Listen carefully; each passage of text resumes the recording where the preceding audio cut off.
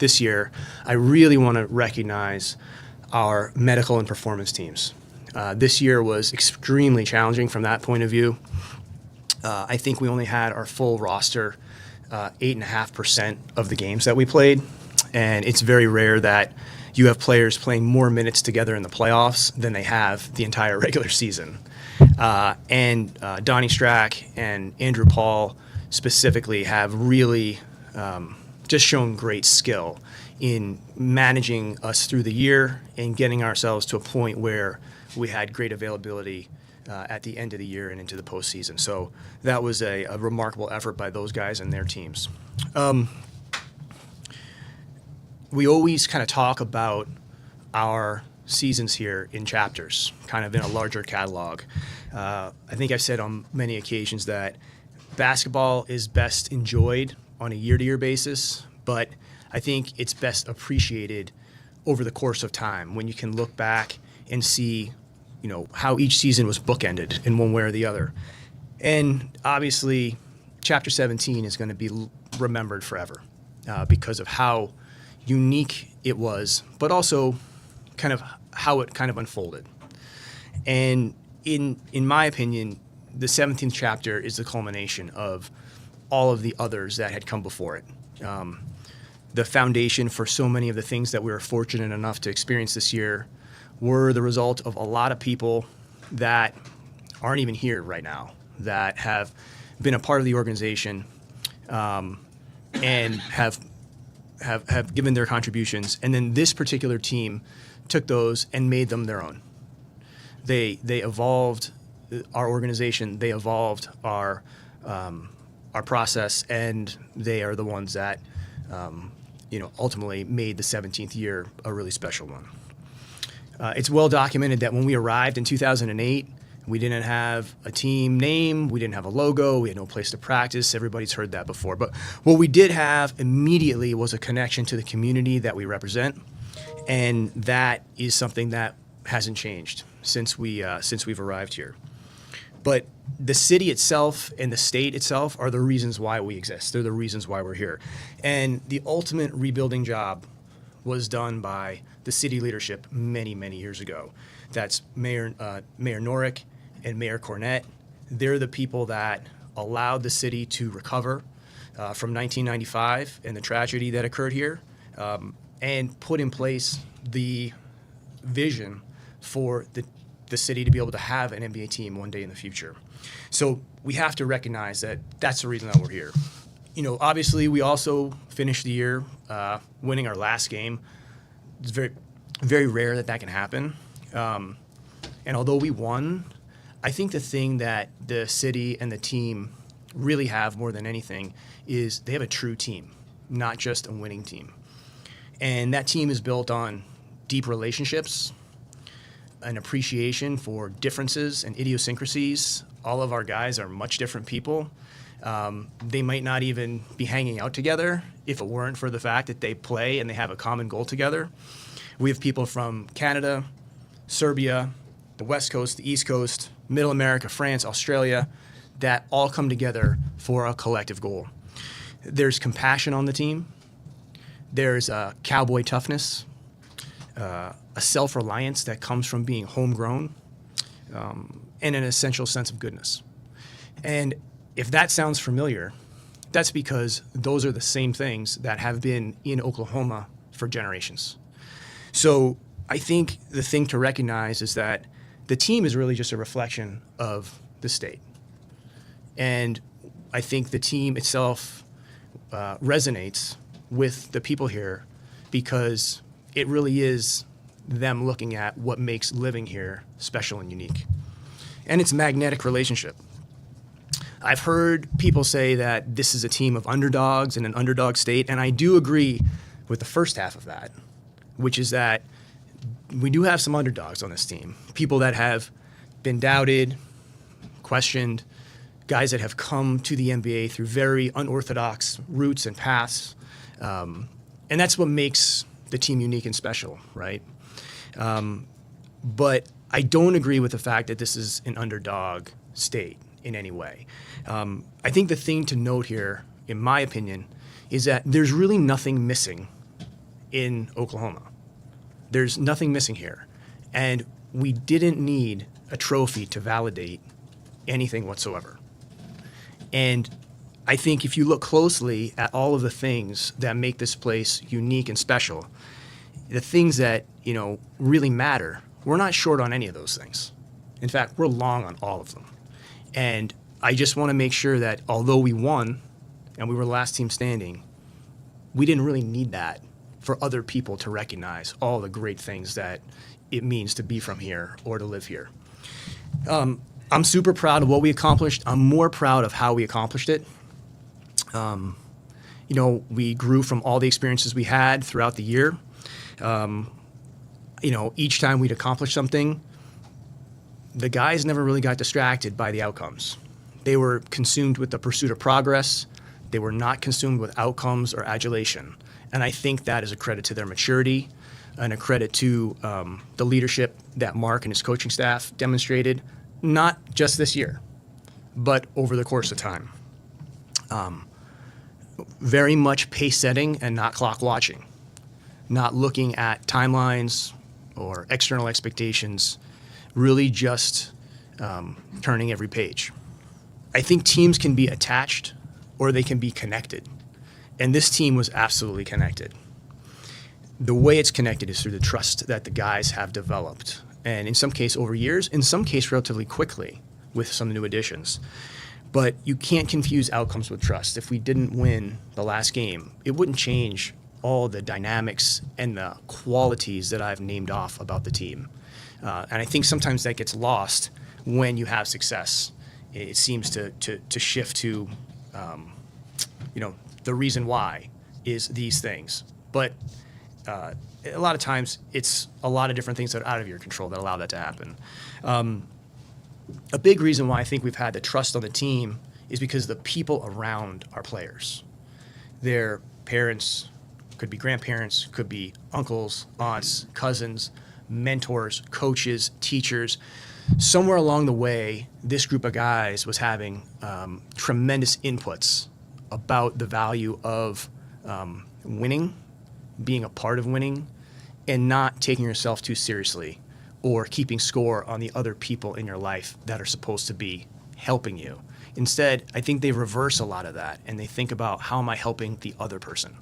And that comes from a great collection of people. So when we were able to win the final game, it wasn't just our players and staff, but it was really their families, because their families have really helped guide them and put them in a mindset that helped all of us achieve the goal that we were able to. So now we got to keep going. Obviously, we have to keep going. We have to keep pressing on. And the odds are clearly stacked against us being here again next year because I think it's been well documented at this point. The last 10 teams that have won the championship, I think only one of them have repeated. And 60% of them have failed to get past the second round. So that's more than half of those. The reasons for that and why that's so hard, I mean, none of us will really ever know. Sometimes it could be just randomness. Sometimes it could be hubris. Sometimes it could just be fatigue. And then we all know that the silent forces that we've talked about here for almost 10 years, they're knocking on your door every single day, and they knock a hell of a lot harder once you have success. So we'll have to put our head down. We're not entitled to anything. If you hear us approaching things differently than we have in the past, I'd be a little bit surprised by that. But we're going to have to fight some human nature there. And I think we have the people and the characters in the program to allow for that. But we're going to have to stack days in order to stack seasons. All that starts with some consistent organizational fundamentals, a focus on seeing our players as people, pursuing progress by stacking days, creating environments for learning, cohesion, and development, and humility. Realizing that we have been very, very fortunate, and that the role of chance and luck throughout the year at different times favored us. And in past seasons, sometimes those things didn't favor us. And so I think it's really important for us to take a step back and realize that we have to have a tremendous amount of humility for what was just accomplished, and not allow anybody or anyone to feel that their contributions are, not being recognized, or anything that would take us off track from the mindset and the maturity that we've displayed to this point. But all that really, that's for the future. We right now, what we need to do is be very present and be very grateful. Grateful for our players, grateful for their families, grateful for wonderful ownership, a committed staff, and a community that inspires us like a propulsive force. And all of those things need to be kind of absorbed in the moment.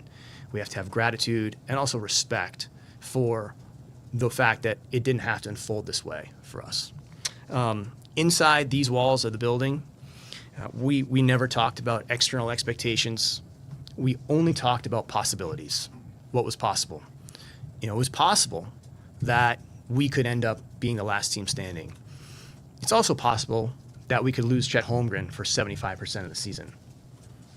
And that's why when everybody is asking about expectations before the year starts, I say, well, the expected is everything stays the same. And then you can make these very educated guesses.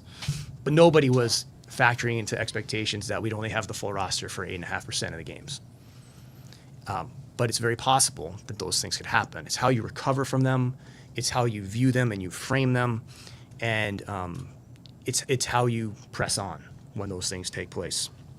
The last thing I would say is, and I heard this the other day, is experiencing things properly allows you to remember them vividly. And this last season should live in our hearts and minds and animate our outlook on much more than basketball in Oklahoma.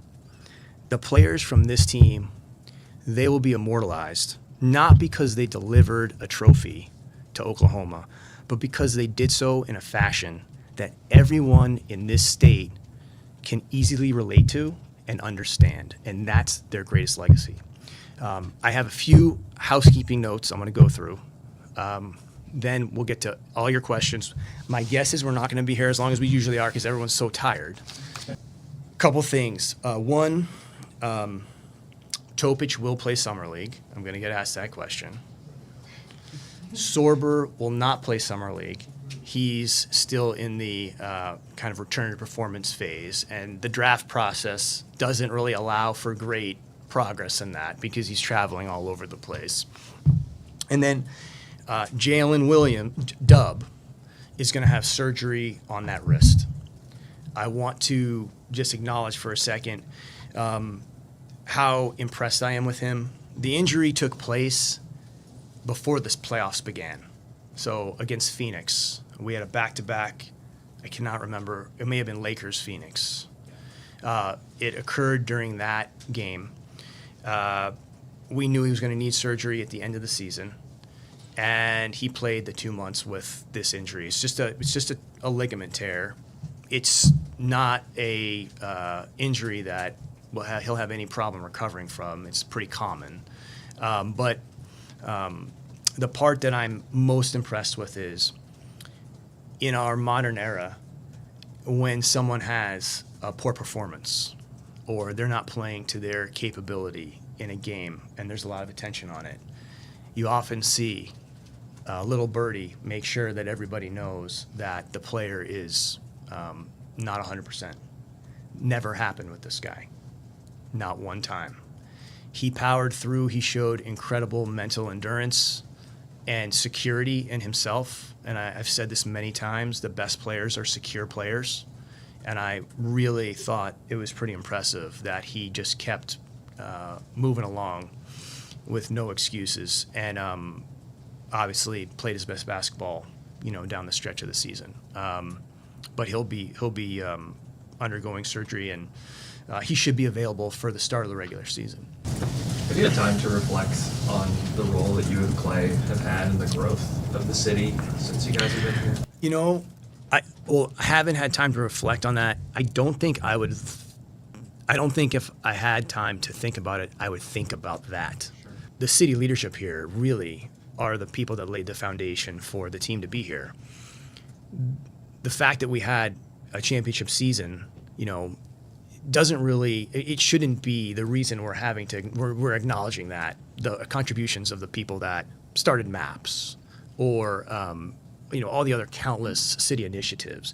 It's great that this happened for us to reflect on that, but even if we weren't the last team standing, it doesn't change the fact that these folks long ago could see Oklahoma City for what it could be and not just for what it was at the present time. And that, to me, is what vision is. Sam, you talked about pride in the way this was done, and you mentioned guys being homegrown several times. Most of these teams that win championships, they get splashy big-name trades, they get big-name coaches, things like that. You guys, you mentioned homegrown, stuck to that plan. You did it very differently than anybody's ever done it. How much pride do you take in the fact that you did it your way, very different than others?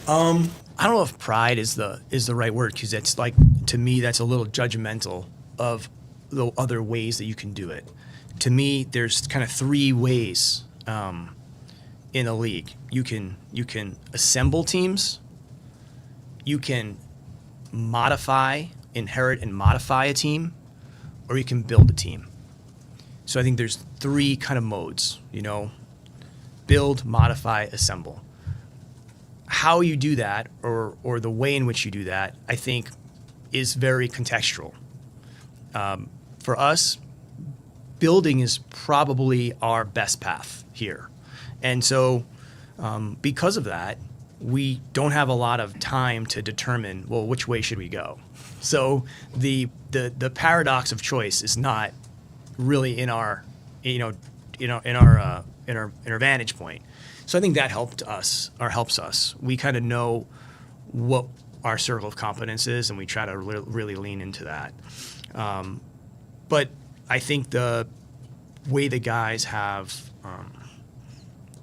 expressed that kind of in their play, the philosophies of the organization, and that's been really a special thing. And Mark being able to bring that to the court itself, was really unique, and that's one of the reasons why I love working with him. You mentioned how there hasn't been a team go back-to-back in quite some time.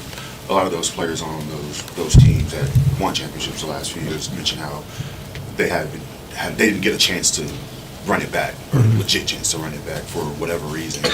How much of a factor is that for you going forward to give these guys a chance to run it back?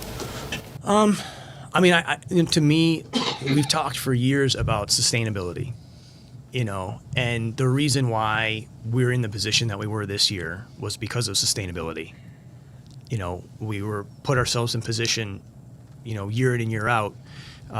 If we boiled everything down and burned the boats for one season, and that season was last year, we wouldn't be in this position. And I feel like we're going to be in a position for the team to continue to grow and get better, for a period of years because of the age of the team. I also think the team will be different next year, even if we return the exact roster that we have today, because the players will improve, teams will play us differently, and there's just a natural, organic nature to team's development. And so we're not looking to try to replicate what we did last year. We're not trying to hold on too tightly to one way to win. And I think you saw that coming into this year, because the year previous, I think we won 58 games with Chet at the 5. And prior to that, people thought we were crazy to have him to play him at the 5. We won 58 games. But then when we came back this year, we added Hart. And so we're not married to one way of doing anything. We're looking to try to figure out what's the best way for a given team. And I'd like to think that you're going to see us continually strive for that. And it should look different. So we obviously heard from the players about what they thought of this, but how did it sit with you, the narratives of this team being too young, and kind of just how this team was talked about throughout the year?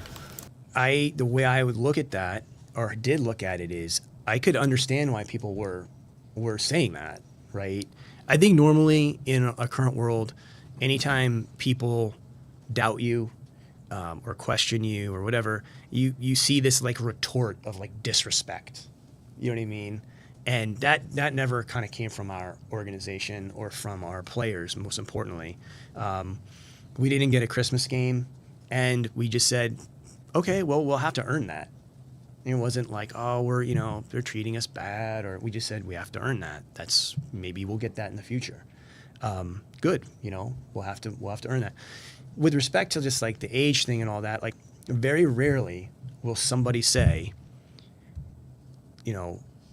although this has never happened in modern NBA history or modern pro sports history, a team this young winning it, very rarely is someone to go, but that team's going to do it, because it's never happened before. So I could totally understand why people would be questioning the team, because most people aren't calling their shot like Babe Ruth up there until they see it. That's what reporting does. If you're analyzing or you're predicting or then you are able to say, well, it's very possible that could happen. But most people need to see things before they believe them. Like I said before, seeing things for what they can be and not for what they are, to me, that's what vision is. And I'm not saying that we thought we were going to, or we were going to be the last team standing, but we certainly weren't going to give ourselves demerit because of our age. It was possible, but if it was going to happen, it was going to have to be a one-of-one situation. So I could understand why people would have a hard time with that. But that's the whole point earlier this year at the press conference, the first in the fall, which was, if you want to be the exception, you have to be willing to be exceptional. And that point was basically aimed at the fact that we have to be the exception to the rule. It's never really happened before in the modern NBA. And the quest to be exceptional is met with having to do a lot of things that are unorthodox. And I felt like the team did that in a lot of ways and were rewarded for it. Can you talk about Shea's season? I mean, it's one of the best seasons in NBA history, especially recently.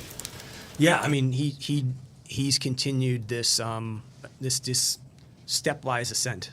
He's gotten better every single year. His mindset has allowed him to take these steps, and also not. I don't feel like his progress is like volatile. I don't know if that makes sense, but like I don't feel like it's built on things that can't be repeated and built up again. Because I think he's, like I said a couple years ago, he's a secure player. He's a secure person, which means he's a secure player. He can see himself clearly and his limitations. Those don't intimidate him or make him defensive. He sees those clearly, which allows him to work towards those. He also, because he's able to see himself clearly, he's not projecting those things onto his teammates or his opponents. He doesn't just see, he doesn't say, well, this person's not doing this or this person's not as good. I think that's extremely rare. And he's never keeping score on others. He's looking at himself, how he can improve, and how will that help those that he plays with, versus how are they supposed to be propping him up. And that's why I feel so good about his progress, because I think you can absolutely build on all that. Unrelated, I know it sounds crazy after you guys just won, but given the youth and some of the injuries you guys sustained, do you ever catch yourself thinking how this team can evolve and get even better moving forward? Yeah, I'll probably have some more thoughts on that in the fall. I think that I think we took some real one of the best things about this postseason for us was that every game we won meant we could get another game, another practice, another film session. And I've been very consistent for the last 3 years talking about maybe the greatest attribute that we have as a group is the rate of learning. Our rate of learning outpacing our experience level. And that really played out in this particular postseason because we were able to play, be confronted with some limitations, failures, go back and make some corrections. Excuse me. We didn't lose 2 games in a row in the postseason. And so each game we played, we could get better. I think the team will be fundamentally different next season just because of the experience we gained, the improvement that many of these players will undergo, physical, mental, emotional. And then the other thing is us not trying to grip too tightly to the formula we used last year. You know, I don't know where we would be if we were trying to replicate the year before, or we're trying to grip too tightly to something that worked previously. I think having a beginner's mindset,